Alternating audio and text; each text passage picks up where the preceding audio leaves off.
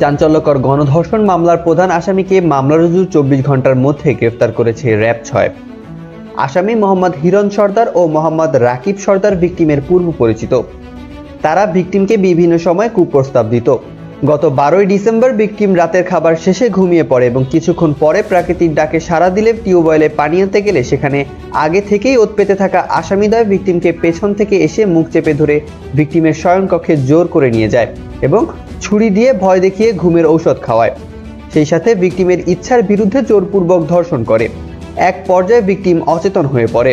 জ্ঞান ফিরলে দেখতে পান যে ঘরের সকল জিনিসপত্র এলোমেলো হয়ে পড়ে আছে এবং আলমারিতে থাকা 6 আনা ওজনের স্বর্ণের 2 জোড়া কানের দুল, যার মূল্য আনুমানিক 40,000 টাকা এবং নগদ 63,000 টাকা চুরি করে নিয়ে যায়। মামলা রুজুর পর থেকে র‍্যাব ৬ সিপিসি ১ আসামি গ্রেফতারের তৎপরতা বৃদ্ধি করে।